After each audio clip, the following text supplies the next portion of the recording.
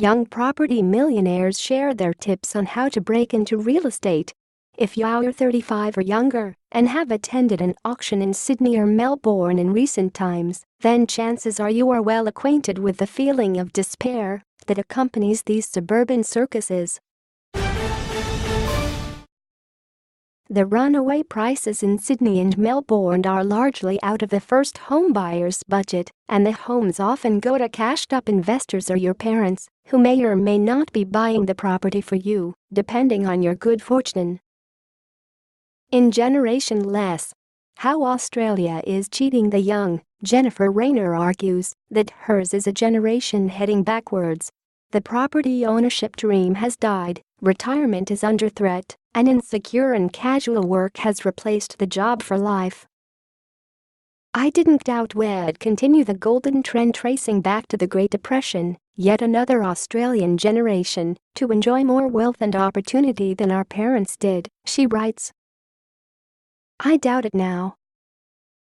But there are, as always, exceptions to every rule.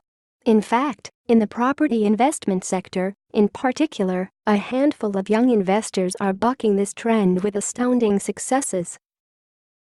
Here are some of the most successful of the success stories, which offer a glimmer of hope to those still clinging to property ownership dreams. Stephanie Brennan. Age: 26. Portfolio value: at least $3.1 million, 9 properties. Background: Sydney-sider Steph Brennan started young. She bought her first property in 2012 when she was 22 in Manlyvale and now owns 9. She has recently started an app business called Invest with Steph, designed to help millennials get a leg up in property. Her advice: where younger people go wrong is they try to enter the property market without a strategy, which is why they feel defeated. There are more ways than one to enter the property market, and if the way you're pursuing isn't working, then try another approach, such as not limiting yourself to your home country or state. I also believe that young people shouldn't buy into hotspots because they can be inaccurate. Jade Hamilton. Age: 27. Portfolio value: $2 million. In 12 months' time, this will grow to more than $5 million after completion of a townhouse project. Background: Newcastle-based Jade Hamilton learned everything she knew about property, which is quite a lot, from her parents. I have been around it my whole life, as my dad's a builder and my parents have built up their portfolio from nothing and now own a 184-home rental community, she said. Ms. Hamilton, who became a licensed estate agent to help manage her properties, bought her first property 10 years ago and recently sold 2 to fund the development of a 10-house townhouse community in Newcastle that she will hold on to and rent out. Her advice: do your research and don't give up. It took me 12 months to find my most recent property deal, many late nights of trawling through realestate.com.au. The other big lesson is to start out buying where you can afford, even if it means buying a little further away or a little crappier home than you would like. Lauren Robinson. Age: 32. Portfolio value: $1.3 million, 2 properties. Background: Lauren Robinson purchased her first property at 22, the second at 24, and started her own property management company, Rental Results, before she was 30. She now has 6 employees with 350 properties on the books that she manages. She wants to resume buying properties as investments and is aiming to own 5. Her advice: get in early. The younger you can start, the better off you will be. And save.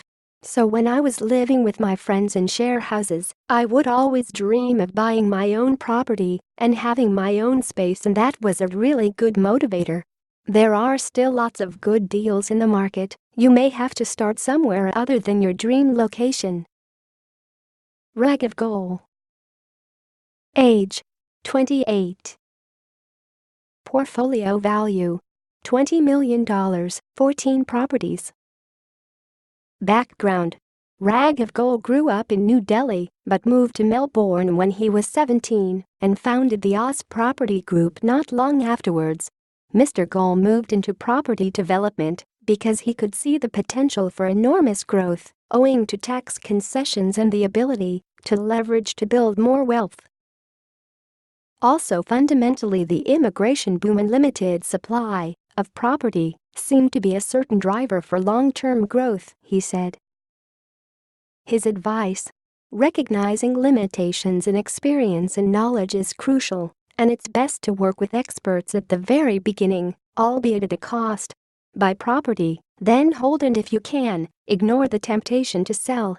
And be very picky with your money. Nicholas Smedley. Age: 33. Portfolio value: $3 billion in projects on the books. The business was partly built off the property investment success Mr. Smedley enjoyed in his 20s, during which time he owned 6 properties valued at around $5 million. Background: Melbourneian Nicholas Smedley bought his first investment property at 18, a renovator's delight in Richmond, which he later flipped for a profit.